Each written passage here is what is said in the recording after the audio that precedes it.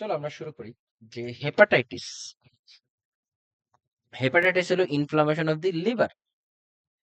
এখন হেপাটাইটিসের বিভিন্ন টাইপ আছে, like hepatitis A B C D E সবগুলাই আছে। এর ভিতরে এ এবং ই এদের মোড অফ ট্রান্সমিশন সেম, মানে মানে ওরাও ফিকাল রুট, মানে তোমার মুখ দিয়ে, মানে বিশেষ করে খাবারের মাধ্যমে এটা বেশি হয়। খাবার, পানি যেগুলো মুখ দিয়ে যায় আর কি, সবই তোমার এই এ এবং ই, এই এই হেপাটাইটিসটা এইভাবে হয়। তারপর আসে হলো আহ এই যে এটা দেখা যেতে পারে এ এবং ই একরকম এবং বি এবং ডি একরকম, মানে একই টাইপের। হেপাটাইটিস বি এটা হয় হলো তোমার perinatal perinatal sexual contact etcetera. আর hepatitis C blood parenteral route etcetera. বিশেষ করে যারা তোমার ড্রাগ নেয়, ড্রাগ অ্যাডিক্টেড, তাদের ক্ষেত্রে হেপাটাইটিস সি হওয়ার চান্স থাকে। হেপাটাইটিস ডি ব্লাড এবং ব্লাড প্রোডাক্টস এর মাধ্যমে। এরপরে আমরা অলরেডি জানি, বিশেষ করে তোমার আমরা অলরেডি এর আগেও বলেছিলাম যে হেপাটাইটিস বি, আচ্ছা তোমরা কি জানো বডিতে একবার কোনো কারণে যদি কোনো একটা ভাইরাস ঢুকে যায়, সেটা কিন্তু সে আর মারা যায় না, সে কিন্তু চলে যায় না, যতই অ্যান্টিভাইরাল খাবার যাই খাও না কেন, কখনো এটা কিন্তু যায় না। হ্যাঁ ভাইয়া, এটা হ্যাঁ, সত্যি। বুঝতে পারছি।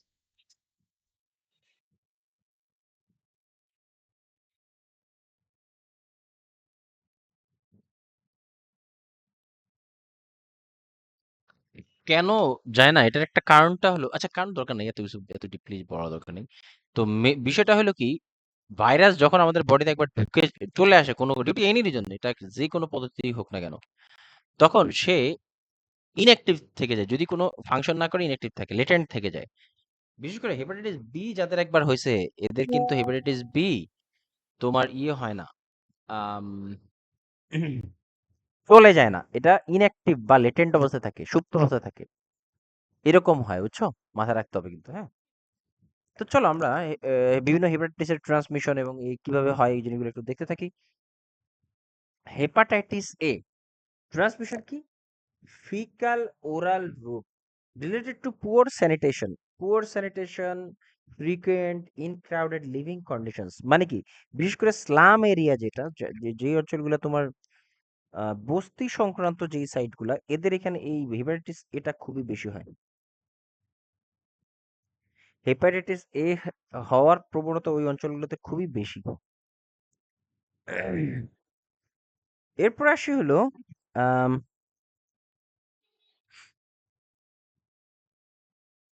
এই ট্রান্সমিশনটা প্রায় আসে, এটা ইম্পর্টেন্ট, হ্যাঁ। এরপর আসলে রিলেটেড টু, এটা তো বললামই। তারপরে আসলে হলো স্প্রেড কিভাবে হয়? কন্টামিনেটেড ফ্রুটস, ভেজিটেবলস, মিল বা শেল ফিশ এন্ড ওয়াটার। সোজা কথা, মুখ দিয়ে যেগুলো নামবে সেগুলো যদি কন্টামিনেটেড হেপাটাইটিস এই ভাইরাস যুক্ত থাকে, তাহলে তাহলে হবে শেষ। ইনকিউবেশন পিরিয়ড কি 2 থেকে 6 দিন হয়, 6 সপ্তাহ হয়, 6 সপ্তাহ থাকে। আই মিন এই ইনকিউবেশন পিরিয়ড বলতে যে সময়ের মধ্যে অর্গানিজম মাল্টিপ্লিকেশন করে, মানে সংখ্যায় বৃদ্ধি পায়, একটা ঢুকে একটা দিয়ে আক্রান্ত করতে পারে না, মাল্টিপ্লিকেশন করে, এটাকে বলা হয় ইনকিউবেশন পিরিয়ড। আর কমিউনিকেবল পিরিয়ড হলো 2 to 3 weeks before and 1 week after appearance of jaundice. Diagnosis HIV virus in stool before onset of disease. তারপরে হলো অ্যান্টি এইচআইভি, এগুলো প্রয়োজন নাই। Prevention hepatitis A vaccine, vaccine দিলেই হয়, এটার ভ্যাকসিন অ্যাভেলেবেল আছে। পোস্ট এক্সপোজার ম্যানেজমেন্ট হলো কি, immunoglobulins to those who are exposed and not vaccinated before. এই জন্য দেখবা বিশেষ করে থার্ড ওয়ার্ল্ড কান্ট্রি থেকে কেউ বাইরে যেতে চাইলে তাদেরকে হেপাটাইটিস এ ভ্যাকসিন দিয়ে যেতে বলা হয়, যেহেতু এটা ওরোফিক্যাল রুটে ছড়ায় এই জন্য। এরপর আসলে hepatitis B, B virus transmission কি, blood, body fluid, sexual contact, তারপরে parenteral therapy, needles, tattoos, incubation. হ্যাঁ, এগুলা কি ইনভেসিভ প্রসিডিউর না, যে ট্যাটু, তারপর নিডলস, তারপরে যারা তোমার অ্যাডিক্টেড এদের মাধ্যমে এটা বেশি ছড়ায়। Incubation period 6 to 24 weeks। Diagnosis কি, presence of HBs Ag antigen পাওয়া যায় তাদের ব্লাড টেস্টে করলে। Develops within 1 to 3 months of infection if it is positive the patient is infectious. Yes, অনেকের শরীরেই হেপাটাইটিস বি ভাইরাসের উপস্থিতি থাকতে পারে, but they are not infectious. কারণটা কি? কারণটা হলো যে ভাইরাস যখন আমাদের বডিতে অ্যাটাক করে তখনই কেবল তারা ইনফেকশাস, তখনই তারা কেবল এই প্রবলেমটা ঘটাতে পারে, বাট তারা আমাদের বডিতে ইনঅ্যাক্টিভ অবস্থায় থাকতে পারে বছরের পর বছর। ছোটবেলায় কারো হেপাটাইটিস বি হয়েছে, মরার আগ পর্যন্ত তার শরীরে থাকতে পারে, এটা আমার কঠিন কিছু না। কিন্তু সে ইনঅ্যাক্টিভ অবস্থায় থাকলে কোনো প্রবলেম নাই, ঠিক আছে? Normally it decrease after the episode, if it is present after 6 months it indicates chronic career state. Yes, এটা ইম্পর্টেন্ট একটা জিনিস। দেখবে এটা আমরা অনেক অনেক পাইছি, আমি হসপিটালে, বিশেষ করে ঢাকা মেডিকেলে অনেক পাইছি এরকম, যে হেপাটাইটিস বি আছে প্রায় আজকে 15-20 বছর ধরে, সে কিন্তু তখন ক্যারিয়ার হয়ে যায়। ক্যারিয়ার হয়ে যায় মানে ধরো আনম্যারিড অবস্থায় সে হেপাটাইটিস আক্রান্ত হয়েছে, এরকম আমি পাইছি, আমার খুবই পরিচিত একজন অল্প বয়সে হেপাটাইটিস বি এসে চলে আসছে বডিতে, ডিউ টু এনি রিজন চলে আসছে। সে আম, কি বলে, বিয়ে করছে, তা সে অ্যাজ এ ক্যারিয়ার হিসেবে তার সন্তানের গায়ে আসে নাই। ডক্টর চেক করছে, বাট সন্তানের গায়ে আসে নাই। তবে এটা এর ব্যতিক্রমও হতে পারে। আই মিন, বিষয়টা হলো যে তুমি প্রথমে আক্রান্ত থাকতে পারো, বাট কয়েক বছর পরে তোমার শরীরে এটা আর অ্যাক্টিভ না, ভাইরাস আছে বাট অ্যাক্টিভ না, কোনো সমস্যা করতেছে না, তখন তুমি হয়ে যাবে ক্যারিয়ার, ঠিক আছে? এরকম। প্রিভেনশন কি? হেপাটাইটিস বি ভ্যাকসিন, এটা যদিও তবে আহ, যদি এটা রিসেন্টলি, এই ভ্যাকসিনটা রিসেন্টলি আসছে, বুঝছো, আগে ছিল না, এটা রিসেন্টলি আসছে। এবং লিভার ক্যান্সার হয় না, লিভার ক্যান্সার, হেপাটিক ক্যান্সারের জন্য মোস্টলি দায়ী হলো হেপাটাইটিস বি ভাইরাস। কি লিভার ভাইয়া ক্যান্সার, রিসেন্টলি আসছে? আমি তো ক্লাস 9-এ থাকতে দিছে, আবার রিসেন্টলি আসছে কেমনে? ওইটাই রিসেন্টলি, মানে 5-10 বছর, কোনো আহামরি কঠিন বছর না। তবে লিভার ক্যান্সারের জন্য মোস্টলি কিন্তু হেপাটাইটিস বি দায়ী। Post exposure management, hepatitis B immunoglobulin for those who haven't immunized. তবে এটা যাদের হয় না তারা কিন্তু এই ভ্যাকসিন নিলেও হেপাটাইটিস বি ইমিউনোগ্লোবিন, যেটা আইজিজি, এটা নিতে পারে। এবার আসলে hepatitis C, hepatitis C K silent কিলারও বলা হয়, কিন্তু ইয়ের মতো, আম, কি বলে এটাকে, মানে ডায়াবেটিসের মতো সাইলেন্ট কিলার এটা, হ্যাঁ, hepatitis C. Transmission thoroughly, primarily through blood, incubation period 5 to 10 weeks, high risk, frequent blood transfusion. Yes, যারা বেশি ঘন ঘন ব্লাড, বিশেষ করে এটা কাদের ব্লাড ট্রান্সফিউশন নেওয়ার প্রয়োজন পড়ে জানো? যাদের ব্লাড ক্যান্সার থাকে তাদের। তখন দেখা যায় যে ফ্রিকোয়েন্টলি এরকম ট্রান্সফিউশন করতে গেলে অনেক সময় হেপাটাইটিস সিও চলে আসে। একে তো ক্যান্সার, দুই আবার ভিতরে সি, মানে দুইটাতেই মারা যাওয়ার মানে বেশি কাছাকাছি চলে যায়। তারপর প্যারেন্টাল ড্রাগ অ্যাবিউজার, জিএস, যারা আইবি দিয়ে, আইবিতে তোমার ড্রাগ নেয় তাদেরও। Health care professional, yes, health accidental needle injury, এগুলো তো এরকম অনেক সময় হতে পারে। পেশেন্টস রিসিভিং হেমোডায়ালাইসিস,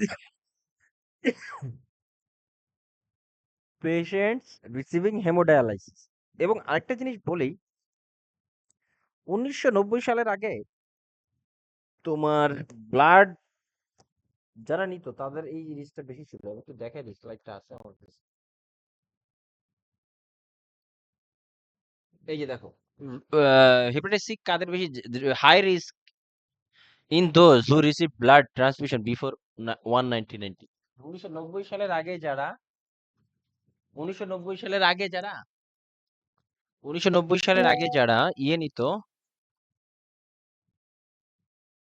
1990 সালের আগে যারা ইয়ে ব্লাড নিত, তাদের এই স্ক্রিনিং প্রসিডিউর ছিল না। তো যারা বেঁচে আছে এখন, এখনো তাদের ভিতরে এই হেপাটাইটিস সি সংক্রমণটা অনেক হাই এখনো। মারা গেলে তো গেলই। ডায়াগনোসিস কি? Anti HCV test for chronic state of hepatitis C. Prevention, no vaccine is available yet. এবং সি হলে আসলে আর বেঁচে থাকে না সাধারণত।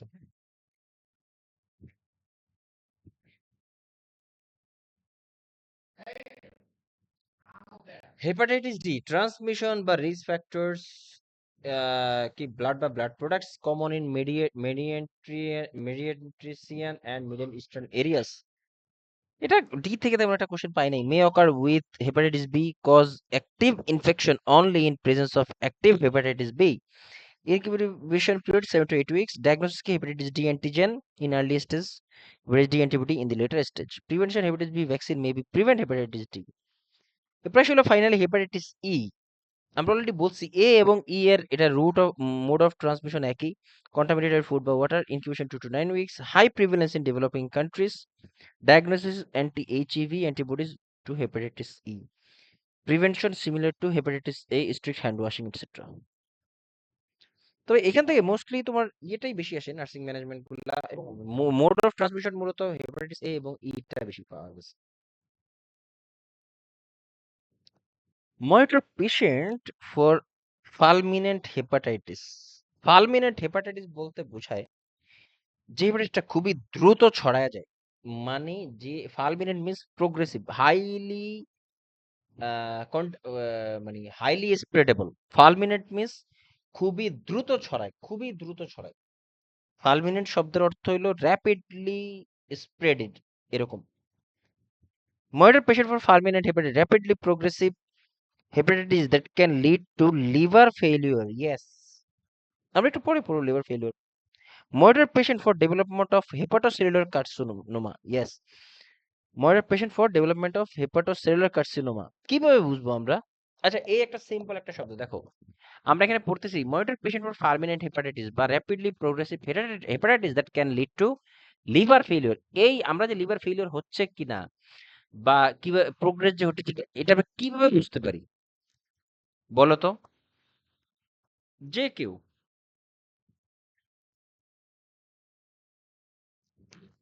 কিভাবে বুঝবো তার এই পেশেন্টের এই হেপাটাইটিসটা বাজে, মানে খুব দ্রুত ছড়াচ্ছে বা বাজে দিকে যাচ্ছে, কিভাবে বুঝবো আমরা? পেশেন্টের বিলিরুবিন বেড়ে যাবে, জন্ডিসের মাত্রা বেড়ে যাবে, সিম্পল। পেশেন্টের লিভারের কন্ডিশন যত খারাপের দিকে থাকবে তত বেশি তার বিলিরুবিন বাড়বে শরীরে, ঠিক আছে? এরপর আসি হলো ensure adequate nutrition, administer antiemetics as ordered 30 minute before meals. কারণটা হলো যে তোমার এই যখন দেখবা যাদের জন্ডিস হয় তাদের কিন্তু বমি বমি থাকে, ভাব থাকে, এটাকে প্রিভেন্ট করার জন্য। এরপর আসলে high carbohydrate, high vitamin, moderate to high protein, low fat diet. Yes, কেন হাই কার্বোহাইড্রেট বলছে, মডারেট প্রোটিন বলছে, হাই ভাইটামিন বলছে, বাট লো ফ্যাট ডায়েটের কথা কেন বলছে? কি মনে হয় লো ফ্যাট ডায়েট যে কেন? লিভার ব্রেকডাউন করতে পারে না, ফ্যাট ব্রেকডাউন করে আচ্ছা, লিভার। ফারহানা বলছে যে ফ্যাট ব্রেকডাউন করতে পারে না, ইটস ট্রু, বাট কেন ফ্যাট ব্রেকডাউন করতে পারে না? লিভারের নিচেই থাকে কিন্তু প্যানক্রিয়াস। আবার এই লিভারে কিন্তু বাইল উৎপন্ন করে, বাইল গলব্লাডার থেকে বের হয়ে প্যানক্রিয়াটিক এনজাইম সহ অ্যাম্পুলা ব্যাটা ডিউডেনামের ওইখানে এসে পড়ে। এটা কিন্তু ফ্যাট ব্রেকডাউনের জন্য সরাসরি কাজ করে। যেহেতু লিভার দুর্বল বা লিভার ইনফ্লেমড, লিভার বাইল উৎপন্ন করতে পারে না, বাইল জাতীয় কি বলে বাইল উৎপন্ন করতে পারে না, বাইল স্টোর হয় না গল ব্লাডারে। আবার ফ্যাট জাতীয় খাবার খেলে কি হবে? এই ফ্যাট জাতীয় খাবার ব্রেকডাউন হবে না। এই কারণে লো ফ্যাট ডায়েট, আর লো ফ্যাট ডায়েট থাকলে এই ধরনের পেশেন্টদের স্টিয়াটোরিয়া হওয়ার চান্সেস। স্টিয়াটোরিয়া মনে আছে? Frothy, foul smelling yeah stool, small frequent meals, avoid very hot or spicy foods etcetera. এবার আসি হলো এই ধরনের পেশেন্টের বডিতে ইউরিয়া, তার ওয়েস্ট প্রোডাক্ট, এগুলো তো আসলে করো। আচ্ছা, হ্যাঁ। এবার আসি, তার মানে কি বডিতে বিলিরুবিনের পরিমাণ বেড়ে যাচ্ছে। বিলিরুবিনের পরিমাণ বেড়ে গেলে আমাদের বডিতে চুলকায়। তোমরা হেপাটাইটিসের পেশেন্ট নেক্সট টাইম যদি কখনো সুযোগ পাও দেখো, তাদের শরীরে একে তো হলুদ থাকেই এবং দেখবা গা প্রচুর চুলকায়, ইচিং হয়। এটা কারণটা হলো তোমার বডিতে এই বিলিরুবিনের পরিমাণ বেড়ে যায় এবং আহ, এই বিলিরুবিন পরিমাণ বেড়ে যাওয়ার কারণে বডি প্রচুর চুলকে। আরেকটা কন্ডিশনে এই বডি এরকম বিলিরুবিন এবং আহ, এই বডিতে সাদা সাদা অদক্ষেপ পড়ে, মনে আছে কারো? ইউরেমিক ফ্রস্ট পড়ে। সিকেডিতে ক্রনিক কিডনি ডিজিজও সেম হয়, মনে আছে কারো সবার? যে ইউরেমিক ফ্রস্ট মিন্স বডিতে লবণের অদক্ষেপ পড়ে যায় স্কিনের উপরে, সাদা সাদা অদক্ষেপ পড়ে। ক্রনিক কিডনি ডিজিজ যাদের ডায়ালাইসিসের প্রয়োজন হয় তাদের ক্ষেত্রে এটা খুবই কমনলি দেখা যায়। এই জন্য কি করতে হবে? কোনো সোপ বা ডিটারজেন্ট ব্যবহার করা যাবে না। Apply emollient soon after the bath. Emollients হলো অ্যান্টিপ্লুরাইটিক, তারপরে তোমার কুল নন রেস্ট্রিকটিভ ক্লথিং, মানে সোজা কথা হলো তোমার কটন হলে ভালো হয়। Keep nails short, yes. নখের আঙ্গুলগুলা, নখের আঙ্গুল না মানে সরি, আঙ্গুলের নখগুলা কেটে ছোট রাখতে হয় যাতে করে চুলকাইতে গেলেও যাতে না ছিলে যায়, যেহেতু স্কিন অনেক বেশি সল্টি থাকে। Bath in lukewarm water, উষ্ণ গরম পানিতে গোসল করলে ভালো। তারপর একটা হলো cool moist compress to pruritic areas. এবং আরেকটা জিনিস হলো ক্যালামাইন লোশন ব্যবহার করতে পারে পেশেন্ট ফর ইচিং। পেশেন্টকে ছেড়ে দিলে আমরা কি ধরনের টিচিং দেবো? Measures to prevent transmission of the disease, yes. Disease ট্রান্সমিশনটাকে প্রিভেন্ট করতে হবে with hepatitis A strict hand washing. যেহেতু orofaecal route, patient should not cook for other family members, very important. এটা খুবই পাইছি আমি কোশ্চেনে। ভাইয়া হুম, ভাইয়া বলেন এই যে ইউরেমিয়া যে হয় আমরা তো এখন লিভার পড়তেছি তাই হুম না? হুম হুম। লিভারে ইউরেমিয়া কেন হয়? লিভারে ইউরেমিয়া কেন হয়? আচ্ছা, আমি মানে একটু বলবো। Liver disease liver uraemia. হ্যাঁ, বাকিদের কি মতামত? লিভার এক জিনিস, কিডনি এক জিনিস, দুইটা তো আলাদা, দুইটার মধ্যে ইউরেমিয়া হয় কেন? প্রশ্ন জাগে না? হ্যাঁ, সেটাই তো কেউ করে না। কি সাদিয়া, সরি ফারহানা, কি আবার একটু বল, বুঝায় বল। বললাম লিভার ডিজিজে কেন ইউরেমিয়া? ওই যে লিভার লিভার যদি নিজে বুঝলে তাহলে ওটা ওয়েস্ট ইয়ে করবে কি হবে, মানে টক্সিক। বের করবে কি হবে? এটাই তো। হ্যাঁ, আর কি রেনালে? ইউরিনের ইউরিনের ওটা কিডনির প্রবলেম হলে কিভাবে বলবো? কিডনি কিছু একটা বের করলে লিভারের যে হেপাটিক ভেইন আর হচ্ছে কিডনির যে হেপাটিক আর্টারি, এইখানে সবচেয়ে বেশি ইউরিয়া জমা হয় বডিতে। আর এই দুইটা থেকে সমস্যা হইলে দুইটা থেকে বুঝি ইউরিক নাই বুঝি অ্যাসিড নাই বের করতে হবে না, কি হচ্ছে যার আবার বলো কারণে তো, ফারহানা। বলতেছি লিভার মানে হেপাটিক ভেইন আর হচ্ছে রেনাল আর্টারি, বডির এই দুই জায়গায় সবচেয়ে বেশি ইউরিয়া থাকে,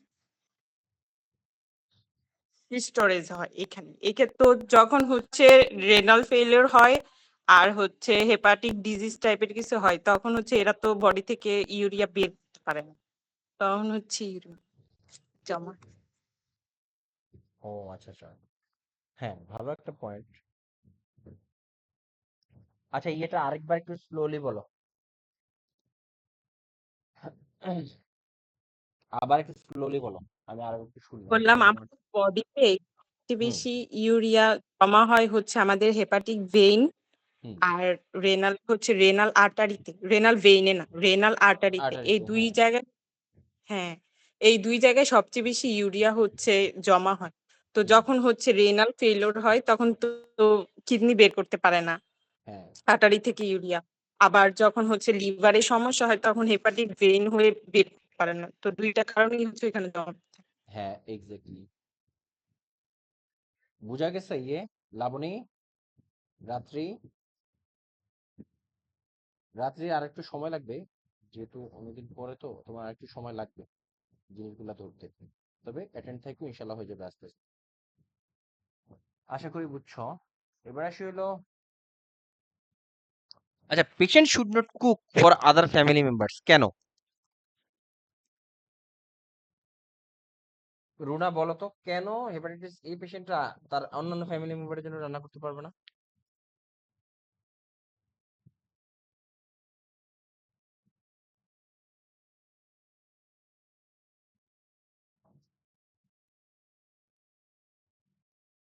লাবণী, পারবা? হ্যাঁ, এটা যেন না ছড়ায়, খাবারের মাধ্যমেই ছড়ায়। হ্যাঁ, এটা তো ওরাল ফিকল রুট, মানে পেশেন্ট নিজে ইনফেক্টেড, তার মাইক্রো অর্গানিজম সে যদি সবাই জন্য রান্না করে সবাই হেপাটাইটিস এ হয়ে যাবে। এই তাহলে আমরা কি বুঝতে পারি এই ধরনের পেশেন্টের জন্য কোন ধরনের প্রিকশন নিতে হবে?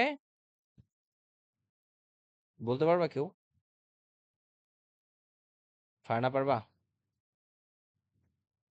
এই ভাই কন্টাক্ট প্রিকশন। হেপাটাইটিস এ এর জন্য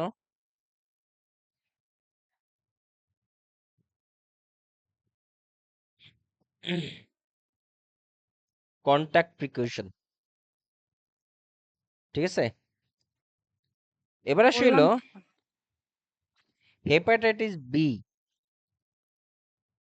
যা লেখা আছে তাই, ঠিক আছে? এবং অ্যাভয়েড শেয়ারিং রেজোর্টস, যেহেতু এটা কি বলে, অ্যাভয়েড শেয়ারিং রেজোর্টস, এই বাংলাদেশে অনেকে হেপাটাইটিস কিন্তু জানো ইয়ের কারণে হয়, সেলুনের কারণে। হ্যাঁ, হেপাটাইটিস বিটা বেশি হয়, ওই যে সেম রেজার ইউজ করে তো। হুম, এই জন্য তোমার আম, মানে ইয়ে করার ক্ষেত্রে, সেলুনের ক্ষেত্রে তোমরা যারা বিউটি পার্লারে যাও তাদের এখানে যদি কোনো রেজর রিলেটেড কোনো কিছু থাকে, এটা খুবই সাবধান, মাথায় রেখে। ছেলেদের ক্ষেত্রে এটা একই সেম ভাবে। Stress the importance of avoidance of alcohol over the counter drugs that may be hepatotoxic. Yes, আমরা এর আগে বলছিলাম অ্যালকোহল এট এনি কস্ট অ্যানফিল্যাক্সিসের জন্য নো। তারপরে avoidance of persons with known infection, কারণ তাদের ইমিউনিটি ডাউন থাকে, balance activity and rest periods, stress the importance of not donating blood. Yes, কারণ এই পেশেন্ট যদি ব্লাড ডোনেট করে যারা জন্য সেও আক্রান্ত হয়ে যাবে।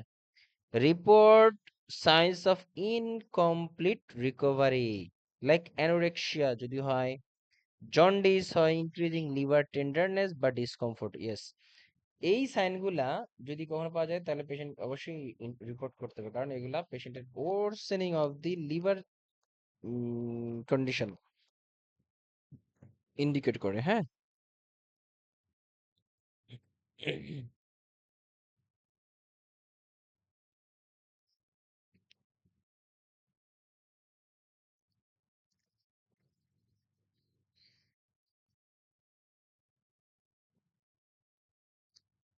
আচ্ছা, এবার আসি হলো, এখানে বলার মতো এমন কিছু নাই, এখান থেকে জাস্ট একটু কি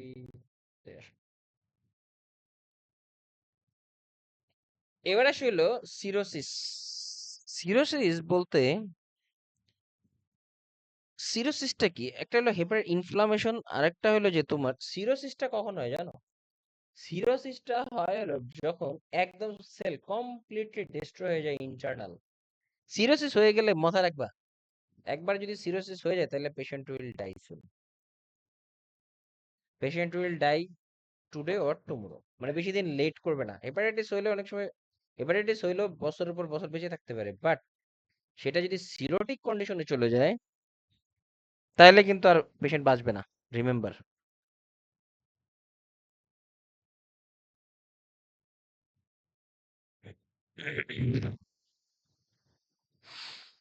আচ্ছা, এই ছবিটা দেখে কি মনে হয় দেখো, প্রাইমারি একটু ধারণা দেই।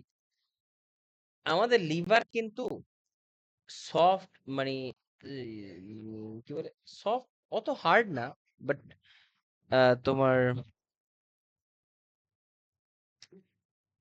কি বলে, মানে কি বলবো এটা, মানে অত সফট না, আই মিন বুঝোই তো, লিভার তো লিভারই হয়। আর সিরোসিস হয় কি জানো? সিরোসিস, সিরোসিস হলে লিভার একদম শক্ত হয়ে যায়, একদম হার্ড হয়ে যায়। এটা যদি সফট ধরে, এটা হয়ে যাবে হার্ড। সিরোসিস কন্ডিশনটা হলো হার্ড। সাধারণত সিরোসিস কিন্তু অ্যাকিউট রিজনে হয় না, আই রিপিট, সিরোসিস কখনো, লিভার সিরোসিস আমরা শব্দটা এর আগেও শুনেছি। লিভার সিরোসিস মিন্স লিভারের ক্রনিক প্রবলেম ছিল, যার ফলে লিভার হার্ড হয়ে গেছে বা শক্ত হয়ে গেছে, এবং লং টাইমের একটা লিভারের কোনো ডিজিজ ছিল। এবং লিভার সিরোসিস মিন্স লিভারের permanent damage. Liver cirrhosis means লিভারের পার্মানেন্ট ড্যামেজ। ঠিক আছে, লিভার একদম কমপ্লিটলি ডেড হয়ে যায়, স্কার টিস্যু ফরমেশন করে এখানে। এই যে দেখো না, এখানে একদম ইয়ে হয়ে যায়, এটাকে কি বলে তোমার, সেলগুলো একদম মানে হার্ড হয়ে যায়। ইভেন কি এই আমাদের এখানে হেপাটিক সার্কুলেশন আছে, বুঝছো? এই যে এটা পিছন সাইড, এটা পিছন সাইড দিয়ে এত শক্ত হয়, ওইখানে যে আর্টারি থাকে, হেপাটিক আর্টারি বা ভেইন টেন যেগুলা থাকে, এগুলা পর্যন্ত বাধাগ্রস্ত হয়। এটাকে পোর্টাল হাইপারটেনশন বলে। তখন এটা আমরা একটু পরেই পড়বো। তার মানে কি আমরা দাঁড়াইলাম যে লিভার সিরোসিস মিন্স একটা পার্মানেন্ট একটা লিভারের ড্যামেজ, যেখানে তোমার একবার হয়ে গেলে, লিভার সিরোসিস একবার যদি কনফার্ম করে ফেলে, তখন আর এই পেশেন্ট টিকবে না, এটা 100% শিওর বলে দেওয়া যায়। বিভিন্ন কারণে এই লিভার সিরোসিস হতে পারে, একটু পরে আমরা পোর্টাল হাইপারটেনশন বলবো। লাইক অ্যালকোহল রিলেটেড, যারা লং টাইম ধরে অ্যালকোহল খেয়ে, তাদের ক্ষেত্রে এটা হতে পারে। Non alcoholic like fatty liver, যাদের লিভার অনেক বেশি ফ্যাটি, মানে অনেক বেশি ফ্যাট জমে যায়, তাদের ক্ষেত্রে হতে পারে post necrotic cirrhosis, cardiac cirrhosis হতে পারে। তারপরে বিলিয়ারি সিরোসিস। বিলিয়ারি সিরোসিস একটা ইজি একদম। বিলিয়ারি সিরোসিসটা হলো বাইল যখন অবস্ট্রাক্টেড হয়ে, গল ব্লাডারে বাইল অবস্ট্রাক্টেড হয়ে, যেটি স্টোন হোক, যে কোনো কারণে হোক, অবস্ট্রাক্টেড হয়ে আস্তে আস্তে মানে গল ব্লাডার ড্যামেজ হওয়া শুরু করে, এবং এটার প্রভাব আবার লিভারের উপর পড়তে শুরু করে। এটাই হলো বিলিয়ারি সিরোসিস। চলো আমরা একটু দেখি, তাহলে আস্তে আস্তে আমরা এটা বুঝতে পারবো। Chronic progressive liver disease characterized by inflammation, fibrosis, and degeneration of the liver cells, which eventually becomes replaced by scar tissue, resulting in malfunction of the liver. ওইটাই যেটা বললাম, যে প্রথমে তো ইনফ্লামেশন হয়, যেটা হেপাটাইটিস বলে। এখন আমি একটা জিনিস বলি, যে লিভার সিরোসিস আর্লি স্টেজে হেপাটোমেগালি হয়, এটা লিখে রাখো।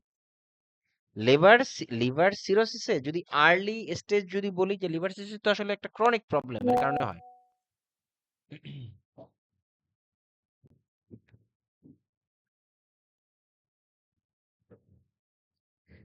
লিভার সিরোসিসের যে তোমার মানে লিভার সিরোসিসের আর্লি স্টেজে হেপাটোমেগালি হয়, মানে লিভার বড় হয়ে যায়।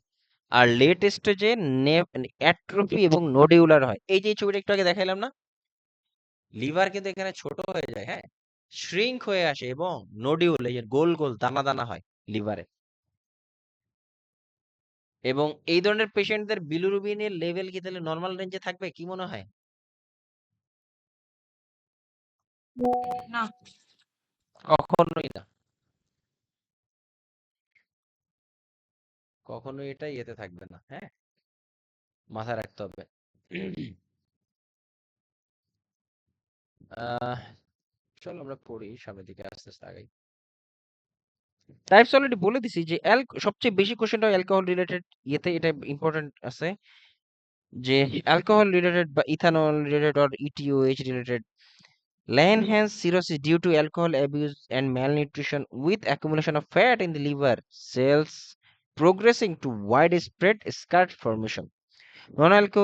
Non-alcoholic infiltration of hepatocytes with fat in the form of triglycerides in the absence of alcohol intake. Post-necrotic cirrhosis.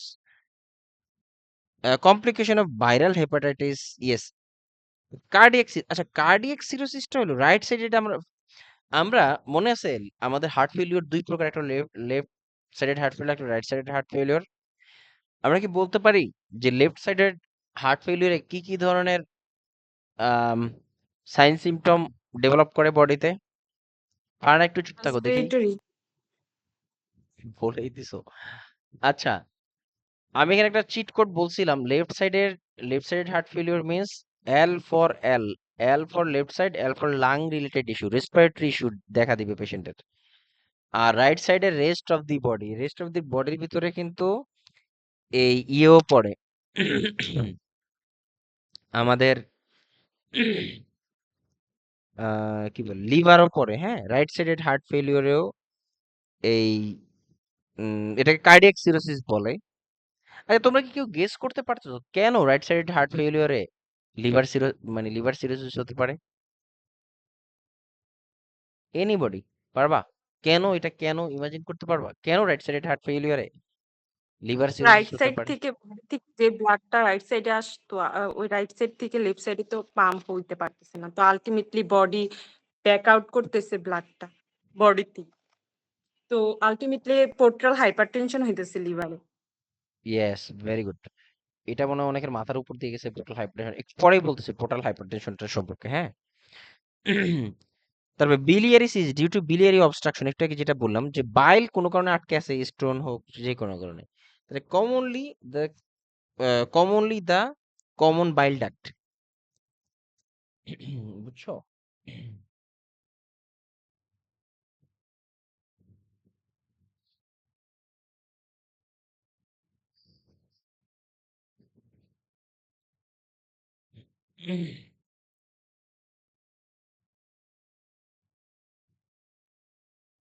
আহ, এবার আসি হলো আম,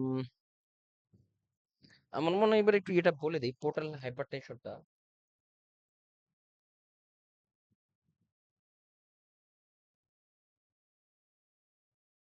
আচ্ছা, পোর্টাল সার্কুলেশনটা একটু বলি। আমরা তো আমাদের সবাই কিন্তু এটা জানি যে আমাদের নর্মাল যেই কার্ডিয়াক সার্কুলেশন, যে আমাদের সকল ব্লাড কোথা থেকে আসবে, সুপেরিয়র এবং ইনফেরিয়র ভেনা কাভাতে এসে পড়বে, এটা আমরা জানি, তাই না?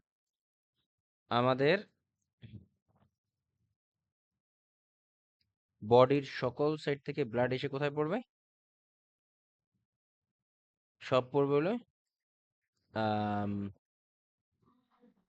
হার্টের রাইট সাইডে। হার্টের রাইট সাইডে পড়বে, সুপেরিয়র এবং ইনফেরিয়র ভেনা কাভাতে। তারপরে এটা আমাদের এই এটা কি হবে, রাইট সাইড থেকে রাইট ভেন্ট্রিকলে এসে পড়বে, এটা যাবে কোথায়, লাংসে। লাংস থেকে অক্সিজেন নিয়ে এই ব্লাডটা কোথায় চলে আসবে, আমাদের লেফট অ্যাট্রিয়ামে। এইখানে অক্সিজেনেটেড ব্লাডটা হবে কি, অক্সিজেনেটেড ব্লাডটা আবার লেফট ভেন্ট্রিকলে পড়বে এবং লেফট ভেন্ট্রিকলের মাধ্যমে পাম্পিং হয়ে আমাদের বডির আপার পার্টের দিকে যাবে, যে greater aorta, ascending aorta, descending aorta, transverse aorta, এগুলোর মাধ্যমে আপার পার্টে যাবে, আবার ডিসেন্ডিং অ্যাওর্টার মাধ্যমে লোয়ার পার্টে যাবে। এটাই তো আমরা জানি, তাই না? বুঝতেছো তো নাকি? ইমাজিন করতে পারতেছো যে বলতেছি? হ্যাঁ হ্যাঁ, জি। হ্যাঁ, এটা কিন্তু এখন এটা যদি বলা যায় বুঝতেছি না তাহলে আরেক ভেজাল। এখন কথা হলো এই যে আপার পার্টে চলে যায়, তারপরে লোয়ার পার্টে চলে যায়, এই যে ইয়েগুলা যে যায়, তো নামার সময় এখন দেখো যে আমাদের হার্ট পাম্প করে নিচের দিকে নামায়া দিছে। এখন কথা হলো এই যে আমাদের লিভার যদি সিরোটিক হয়, হ্যাঁ, আমাদের লিভার সিরোসিস মিন্স কি, একদম মানে স্কার টিস্যু ফর্ম করছে, মানে নোডিউল হয়ে গেছে, শক্ত হয়ে গেছে এই লিভারটা হার্ড। আমাদের ভেন কি হার্ড? কি মনে হয়? আমাদের আর্টারি, ভেনা, মানে ভেসেল, এগুলা কি হার্ড? এগুলো হলো সফট অর্গান। এখন আমাদের লিভারের ভিতর দিয়ে কিন্তু এই যে ইনফেরিয়র ভেনা কাভার একটা অংশ যায়, এবং লিভারের ভিতর দিয়ে আমাদের কি portal circulation, hepatic portal circulation বলে এটাকে। আমাদের লিভারের ভিতর দিয়ে ভেসেল যায়, এই ভেসেলটা আমাদের স্টোমাক, তারপর ইন্টেস্টাইন আর বডির নিচের দিকে, মানে আমাদের লিভার দিয়ে যেই ইয়েটা যায়, ভেসেলটা যায় বডির লোয়ার পার্টের দিকে সার্কুলেশনে, মানে মাধ্যম দিতে থাকে। এখন কথা হলো এই যে একটা হার্ড অবজেক্টের ভিতর দিয়ে একটা ভেইন গেছে, ভেইন হোক আর মানে ভেসেল গেছে, ভেইন বলবো না, ভেসেল গেছে, এই যে হার্ড অবজেক্ট লিভার, অ্যাসাইটিস হলে তো হার্ড হয়ে যায়, শক্ত হয়ে যায়, অ্যাট্রোফিক হয়ে যায়। এই হার্ড অবজেক্টের ভিতর দিয়ে ভেসেলটা গেছে, এবং এটা যখন হার্ড হয়ে যায় তখন এই ভেসেলের উপরে প্রেসার দেয়, ভেসেলের উপরে লিভার তখন প্রেসার দেয়, তখন হয় কি, বডির আপার মানে বডি যখন ব্লাডটা নিচের দিকে মানে নামাইতে চায় তখন ফোর্সফুলি চাপ দিতে থাকে নিচের দিকে নামানোর জন্য। তখন এই জায়গায় এই এই আচ্ছা একটু পরে বলি, এই যে তখন নিচে দিয়ে এই যে দেখো শাখা প্রশাখা গুলা, তোমার হেপাটিক পোর্টাল ভেইন, তারপর স্প্লেনিক ভেইন, এই ইন্টেস্টাইন আছে, স্মল ইন্টেস্টাইন আছে, লার্জ ইন্টেস্টাইন আছে, তারপরে তোমার কোলন, মানে প্যানক্রিয়াস, স্টোমাক, বিভিন্ন জায়গায় আমাদের সার্কুলেশন গুলো আছে। অনেক ফোর্সফুলি এই নিচের দিকে চাপ দেয়। ব্লাডটা উপরে থেকে নিচের দিকে চাপ দেয় তাদের সব জায়গায় ডিস্ট্রিবিউট করার জন্য। তো অনেক সময় হয় এটাই হলো পোর্ট এটা যেটা বললাম এটা হলো পোর্টাল সার্কুলেশন। আর অত্যাধিক প্রেসারে যখন তোমার চাপ দেয় অনেক সময় হয় কি এইটা শক্ত থাকার কারণে লিভার শক্ত থাকার কারণে অ্যাট্রোফিক হয়ে যাওয়ার কারণে এই অত্যাধিক জোরে চাপ দেয়, ভেসেল জোরে চাপ দেয় কিন্তু এই জায়গায় ভেইন গুলা নরম থাকার কারণে এই জায়গায় ছিঁড়ে যায়, রাপচার হয়ে যায় এবং এটা ম্যাসিভ ব্লিডিং শুরু হয় তখন। আর সিরোটিক পেশেন্টে বেশিরভাগ লোকজন এইভাবেই মারা যায়, বুঝছো? সিরোসিস হয়ে গেলে তখন ওই যে লিভার অনেক হার্ড হয়ে যায়, ব্লাডও ঠিক মতো নিচের দিকে নামাইতে পারে না। তখন কখন যেটা রাপচার হয়ে ছিঁড়ে যাবে এটা বলার রিস্কি। ওই রাপচার হয়ে গেলে পেশেন্ট আর বাঁচে না, বাঁচতে মানে বাঁচানো যায় না, বুঝছো?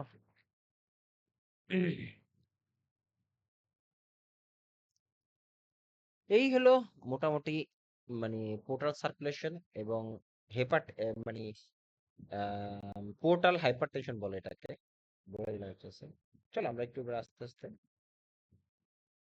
এই যে এটা তো বলে দিছি যে সিরোটিক পেশেন্টের আর্লি স্টেজে কি হয়, hepatomegaly with right upper quadrant pain, যেহেতু আমাদের লিভার রাইট সাইডে থাকে। আর লেট স্টেজে atrophy and nodular liver.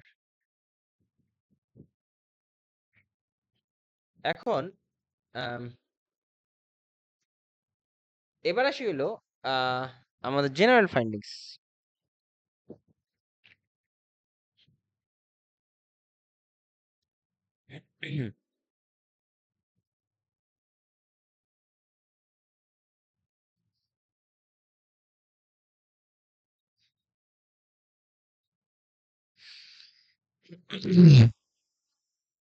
Anorexia, nausea, vomiting, flatulence, তারপরে fatigue, hepatomegaly with right upper quadrant pain in early stage, যেটা বললাম মাত্র একটু আগে। Atrophy and nodular liver late স্টেজে হয়। Indigestion, irregular bowel habit, ascites. আচ্ছা, যত লিভারের প্রবলেম আছে সবার পেট মোটা, খেয়াল করছো? পেট ফুলা ফুলা থাকে কেন? কেন?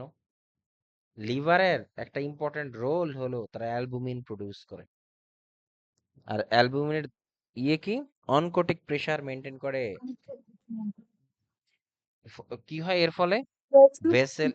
পারে না হচ্ছে সেলে চলে যায় সব। হ্যাঁ, এখন কথা হলো যেহেতু অ্যালবুমিনই তৈরি করতে পারতেছে না মানে কি অ্যালবুমিন কম, ফলে কি কি হয় মানে অ্যালবুমিন কম মানে কি ভেসেলের ভিতরে আর পানি থাকবে না, হোল বডিতে ছড়া যায়। এই জন্য বিশেষ করে লিভারের ইয়েতে 100% দেখবে পেট ফুলে থাকে। মানে কি পানি বডির মানে পেটের আশেপাশে ছড়ায় যায়। এটা খুবই কম একটা ফাইন্ডিংস, ইম্পর্টেন্ট ফাইন্ডিংস এটা। এটাকে বলা হয় ascites. Ascites means accumulation of water or fluid in the abdominal area. এবার আসছিল changes in mental status. Yes, আচ্ছা কেন মেন্টাল স্ট্যাটাস চেঞ্জ হতে পারে? একটু ফারনা স্টপ থাকো দেখি, রুনা বলো কেন, বলতে পারবা? রাত্রি, ও রাত্রি পারবা না মনে হয়। লাবণী, পাইসানু, আখি।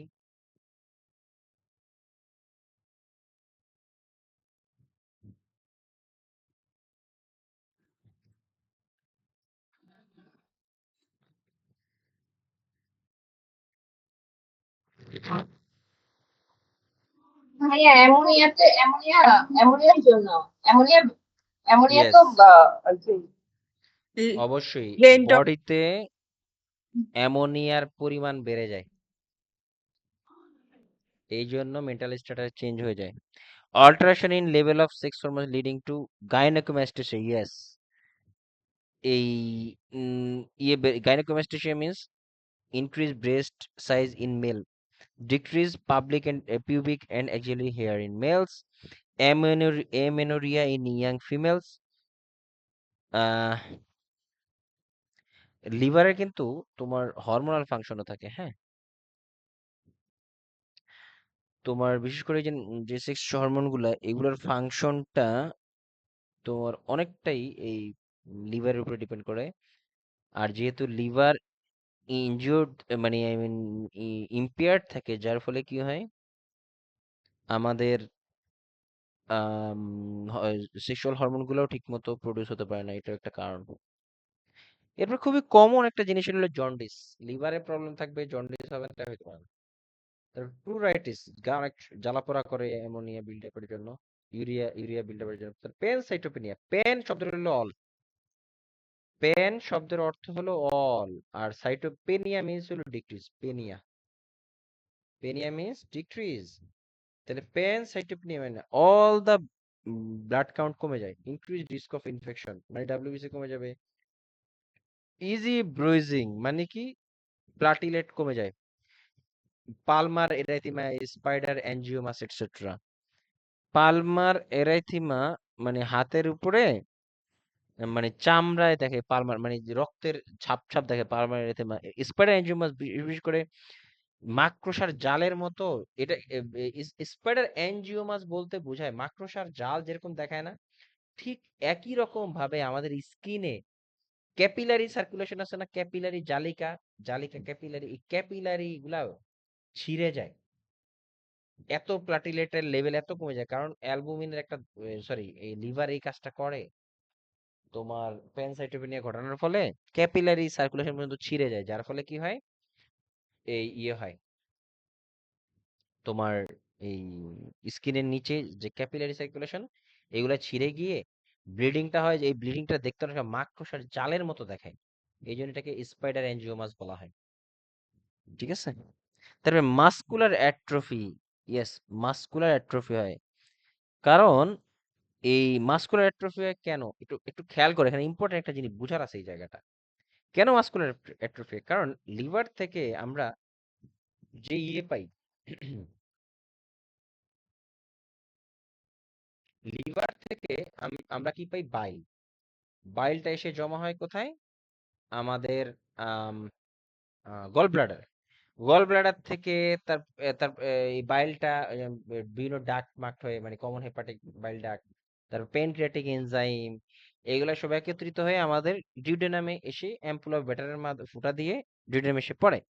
এইখানে স্টোমাক থেকে যে খাবারগুলো আসে, এই খাবারগুলো এসে এটার সাথে মিশ্রিত হয়ে অ্যামাইলেজ, লাইপেজ, ট্রিপসিন, এগুলা কার্বোহাইড্রেট, প্রোটিন, ফ্যাট এগুলোকে ব্রেক ডাউন করে দেয়, দেন এটা আমাদের বডিতে অ্যাবজর্ব, তাই না? এটাই তো আমরা জানি।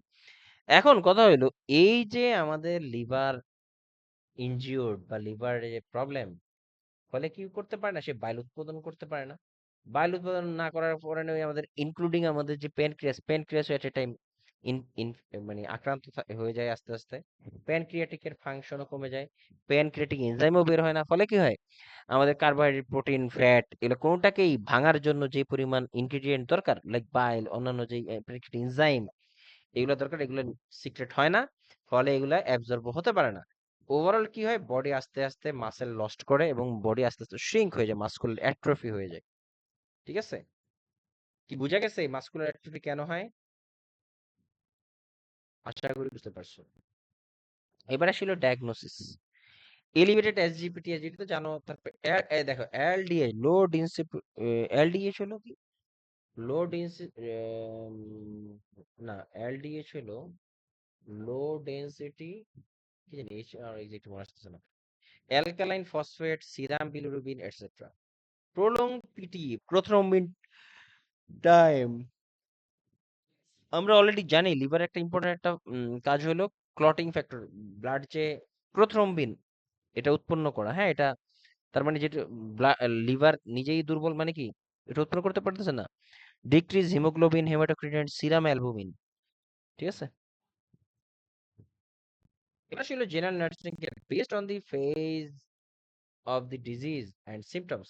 Dietary modification like small frequent feedings of high calorie, high carbohydrate, low to moderate protein, low fat diet with supplemental vitamins. Prevent infection with reverse isolation for severe leukopenia. আচ্ছা দেখো যে আর্লি ফেজে small frequent feedings of high calorie, high carbohydrate, low to moderate protein, fat diet in supplemental vitamins. এখন এটা হলো early ফেজে দেয়া যায়, বুঝছো? আর্লি ফেজে প্রোটিন দেয়া যেতে পারে, বাট লেট ফেজে কিন্তু প্রোটিন দেওয়া হয় না। এই জায়গাটা লিখে রাখো, আর্লি ফেজ। স্মল ফ্রিকুয়েন্টের আগে এই জায়গাটা লিখে, আর্লি ফেজ এই খাবারটা দেওয়া হয় আর্লি ফেজে। বাট লেট ফেজে, আই মিন যখন তোমার একদম সিরোটিক একদম ছড়ায় গেছে, মানে ফালমিনেন্ট হেপাটাইটিস বা সিরোটিক যখন একদম কমপ্লিটলি বাজে কন্ডিশন হয়ে যায়, সিরোটিক মানে তো পেশেন্টের আর ভালো হবে না। ওই লেট ফেজে হয় কি, তোমার আর প্রোটিন দেওয়া হয় না পেশেন্টকে, কারণ অ্যামোনিয়া বাড়ে। Prevent infection with reverse isolation for several leukopenia. তারপরে prevent bleeding like avoid, very important কিন্তু, হ্যাঁ, এই bleeding prevention. Avoid straining at stool, মানে কনস্টিপেশন রাখানো যাবে না। Avoid vigorous blowing of nose.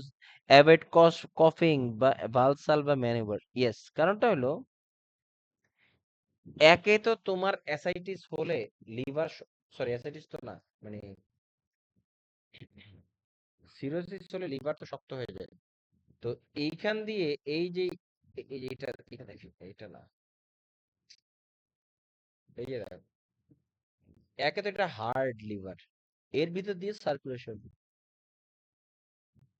তো জোরে কাশি বা হাঁচি দিলে এটা তো একটা শক্ত, আর এর ভিতরে ভেসেল গুলো নরম, তো এই সার্কুলেশনের সময় আরো বেশি প্রেসার পড়ে যায় তখন এই ভেসেল গুলোর উপরে, তখন ছিঁড়ে যাওয়ার চান্স থাকে। এই জন্য খুবই কম কন্ডিশন আছে, আমরা এর আগেও বলেছিলাম যে মানে অ্যাবডোমিনাল সার্জারি গুলা, থোরাসিক সার্জারি গুলোতে এনকারেজ করি পেশেন্টকে কাশি দিতে, ডিপ ব্রিদিং করতে, কিন্তু এখানে আমরা ব্যতিক্রম আচরণ করতেছি।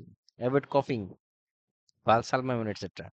No angitube, very important. তারপরে administer diuretics as ordered for ascites.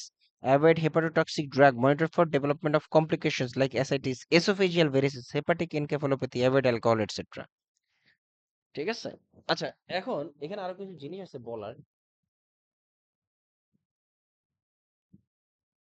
আমরা অ্যাসাইটিস কেন হয় এটা তো আমরা already মুখে বলছি, যে হাইপোঅ্যালবুমিনেমিয়া, অ্যালবুমিন কমে গেলে এটা, তারপর পোর্টাল হাইপারটেনশন।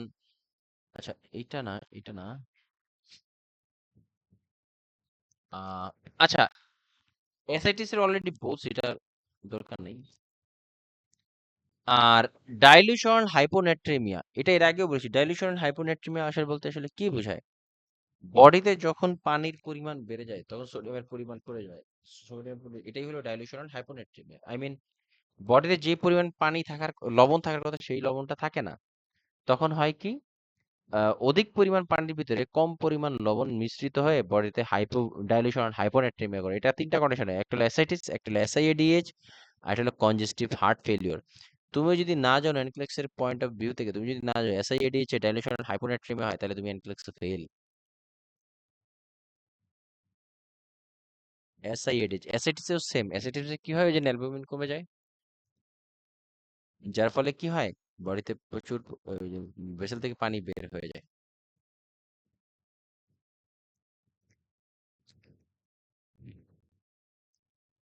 আহ এবারে ছিল প্রোটিন। আমরা এটা অলরেডি জানি যে প্রোটিন ব্রেকডাউন হলে অ্যামাইনো অ্যাসিড উৎপন্ন হয়। অ্যামাইনো অ্যাসিড কিন্তু আবার অ্যামোনিয়া থাকে অ্যামাইনো অ্যাসিডে, হ্যাঁ, এটা যেটা টক্সিক। একটা হেলদি লিভার কি করতে পারে, সেটা সহজেই ভেঙে ফেলে অ্যামোনিয়া থেকে ইউরিয়াতে পরিণত করে। আর একটা হেলদি কিডনি এই ইউরিয়াটাকে ইউরিনের মাধ্যমে বের করে দেয়। এটা হলো নর্মাল, কিন্তু যেহেতু আমাদের লিভারই এখানে মানে ইনজিউর্ড বা লিভারই প্রবলেম আছে, এই লিভার কি করতে পারে না, অ্যামোনিয়াকে ভেঙে আর ইউরিয়াতে পরিণত করতে পারে না। ফলে কি হয়, NH3 বা অ্যামোনিয়া বডিতে বাড়তে থাকে, এবং patient condition gets worse and ওর্স।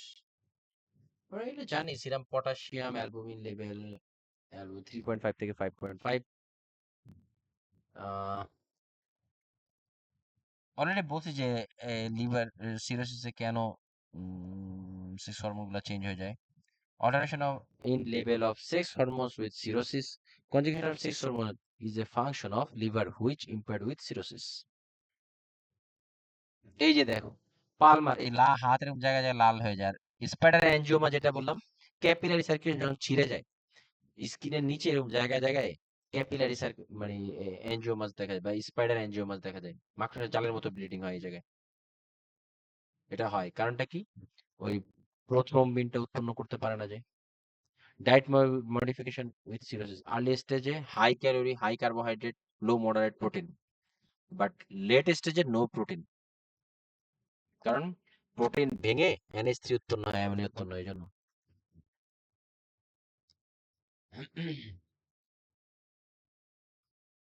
আচ্ছা, এসোফেজিয়াল ভ্যারিসেস নামের একটা বিষয় আছে, সেটা আজকে আর বলবো না। তো আজকে এই পর্যন্তই রাখি আমরা। আজকে কিন্তু এখানে অনেক পড়ায় ফেলছি, বুঝছো?